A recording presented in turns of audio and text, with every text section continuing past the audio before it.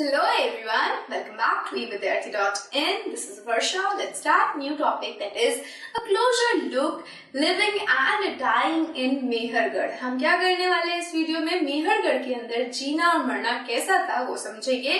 थोड़ा सा पास से जाके देखते हैं, थोड़ा पास से आके देख रहे हैं. तो यहाँ पे कुछ हमें ऐसी आकृतियां सी लग रही है, कुछ स्क्वायर रेक्टेंगुलर फॉर्मेशन हम देख पा रहे हैं. यहाँ पे ये क्या है? ये एक रिमेनिंग है एक घर जैसी आकृति की, और इसके अंदर आप 4 कंपार्टमेंट्स देख सकते हो. 4 कंपार्टमेंट्स है. इनमें से ऐसा माना जाता है कि एक कंपार्टमेंट का use for the purpose of storing किया जाता था, और इन्हीं के अंदर, इन्हीं घरों के अंदर हमारे मेहरगढ़ के लोग रहा करते थे. समझ लिया उनका घर कैसा है. अब समझते हैं वो रहते कहाँ थे, यानी कि मेहरगढ़ बसा कहाँ है वो देखते हैं. तो हमारे यहाँ पे मैप है, इंडियन सब कॉन्टिनेंट का मैप है. आप देखोगे इस वाले एरिया में मेहरगढ़ है, यानी पाकिस्तानी एरिया में मेहरगढ़ है. हमारा जो इंडियन सब कॉन्टिनेंट है ना, वो सब कॉन्टिनेंट क्यों है? क्योंकि वो बाकी के एशिया से बहुत सारे डिफरेंट रेंजेस से सेपरेटेड है, चाहे वो सुलेमान के तिहार रेंज हो या हिमालयन रेंज हो. दोनों में ही बहुत सारे माउंटेन्स है, और इन माउंटेन्स के बीच में क्या होते हैं? छोटे छोटे फासले होते हैं, थोड़े फासले होते हैं, और इन फासलों को, इन दूरी को हम क्या कहते हैं, किस नाम से जानते हैं? पास के नाम से जानते हैं. सो यहाँ पे जो मेहरगढ़ है वो एक बोलन पास के पास स्थित है, और ये जो बोलन पास है उसके थ्रू हम ईरान के अंदर एंटर कर सकते हैं. तो क्या हो रहा है कि हमारा मेहरगढ़ बोलन पास के पास स्थित है. ये बात हमें याद रखनी है, जो कि किसके लिए हमें गेटवे है? किसका गेटवे है? ईरान की तरफ, नॉर्थ वेस्ट की तरफ. So this Mehrgarh is an important site of neolithic age. बहुत इंपॉर्टेंट साइट है नियोलिथिक एज का. It is located in a fertile plain near the Bolan pass.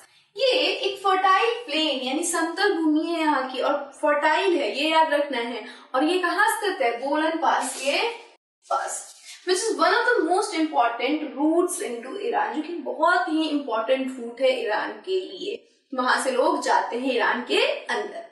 Probably one of the places where people learned to grow barley and wheat and rear sheep and goat for the first time in this area.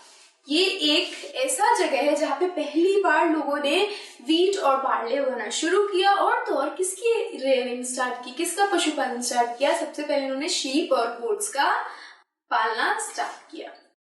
अब पता करते हैं कि हमें यहाँ पे मिला कैसे. ये चीजें जो हमें मिली है, ये चीजें जो हमने पता की है, आर्कोलॉजिस्ट को क्या क्या चीजें मिली है इस मेहरगढ़ साइट पे. हमने देखा कि 4 कंपार्टमेंट वाले घर, और यहाँ पे हम पता कर रहे हैं, यहाँ पे हमें बताया जा रहा है कि शीप और गोट और व्हीट और बार्ले मिली है. तो देखते हैं कि फाइंडिंग्स में और क्या क्या मिला था.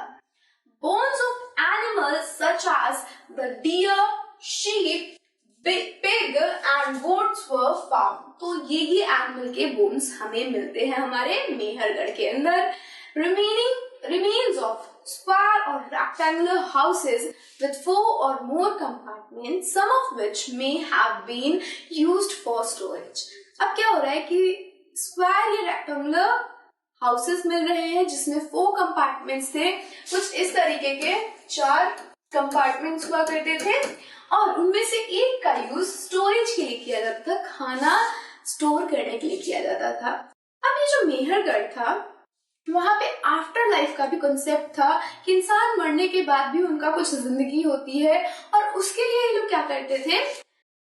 Concept of afterlife. Burial sites have been found at Mehrgarh with offerings such as goat.